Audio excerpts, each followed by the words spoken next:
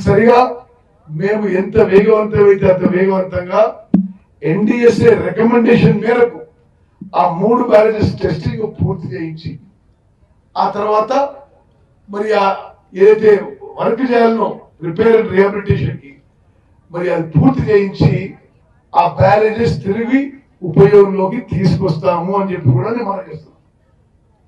మిత్రులారా, నిజంగా కూడా మీరు ఆలోచన చేయండి.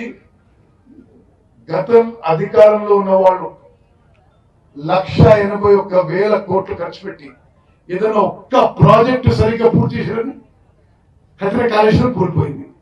సీతారామ సాగర్ మనం చూస్తున్నాం. ఇక పాలమూరు రంగారెడ్డి నేను చూస్తున్నా.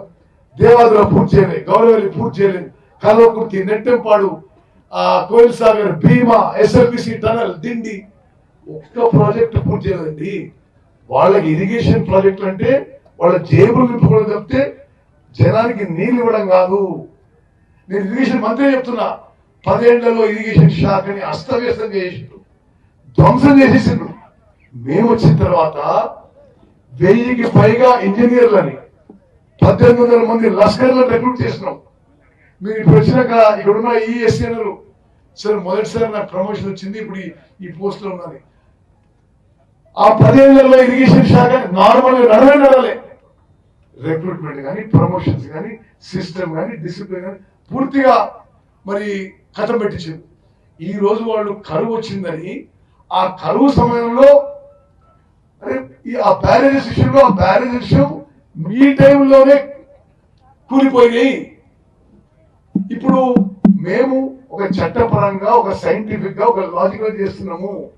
అట్లా చేయకుండా తొందరపడి ఆ బ్యారేజెస్ నింపి మరి కూలిపోయే ప్రమాదం ఉందని చెప్పి జాతీయ అంతర్జాతీయ నిపుణులు అంటున్నారు. కాబట్టి వాడికి పూర్తి స్థాయిలో టెస్టింగ్, పూర్తి స్థాయిలో రిపేర్ రిహాబిలిటేషన్ చేసి ఆ బ్యారేజెస్ తిరిగి ఉపయోగంలోకి తీసుకొస్తామని చెప్పి నేను మనం చేస్తున్నాను.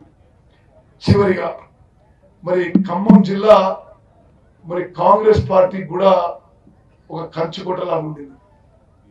మరి గతం ఎన్నో దశాబ్దాల నుంచి చాలా పెద్ద పెద్ద వాళ్ళు ఇక్కడ కాంగ్రెస్ పార్టీకి నాయకత్వం వహించింది. ఎప్పుడు కూడా ఈ 10 సీట్లలో కాంగ్రెస్ పార్టీ 10లో 9 గెలుస్తూ వచ్చింది.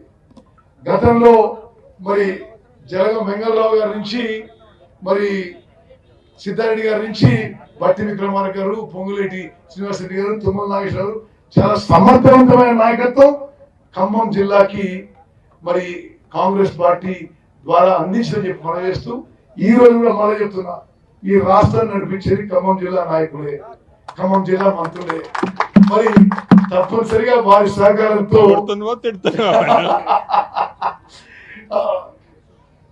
సహకారంతో ఖమ్మం జిల్లాలో గోదావరి నదీ జలాలు పుష్కలంగా పారే విధంగా మా ప్రభుత్వం ముందుకు పోతుందని చెప్పి మాటిస్తూ ముగిస్తున్నాను. జై హింద్, జై కాంగ్రెస్. భద్రాద్రి కొత్తగూడెం జిల్లాకు సంబంధించి ఇక్కడ సీతారామ ప్రాజెక్టు నీళ్లు ఇవ్వట్లేదు. ఖమ్మం జిల్లా తప్పనిసరిగా మీ ఇల్లందు ఎమ్మెల్యే నాకు పినపాకింగ్ ఒక లిఫ్ట్ క్లియర్ అయింది, అది కూడా అతి తొందరలో ఓపెన్ చేస్తాం. ఈ రోజు బీఆర్ఎస్ నేతలు కూడా విమర్శలు చేస్తారు. వాళ్ళు 10 ఏళ్ల పాటు సరిగ్గా పనిచేస్తే బాగుంది. 10 ఏళ్ల పాటు పని చేయకుండా మాట్లాడలేదు. ఇల్లందుకి కమిటెడ్ ఇరిగేషన్ మంత్రిగా మాటిస్తున్నా. మరి మీ ఎమ్మెల్యే కోరినట్టుగా additional irrigation resources Illandu constituency create చేస్తాము. సీతమ్మ సాగర్ బ్యారేజ్ విషయంలో అసలు గతంలో ఎంత అస్వస్థం కట్టినంటే ఎన్విరాన్మెంట్ క్లియరెన్స్ లేకుండా మొదలు పెడితే ఎన్జిటి స్టే ఇచ్చింది. ఎప్పుడు స్టే ఇచ్చింది? వాళ్ళ హయాంలోనే. ఇప్పుడు ఈ రోజు సుప్రీంకోర్టులో హియరింగ్ ఉంది.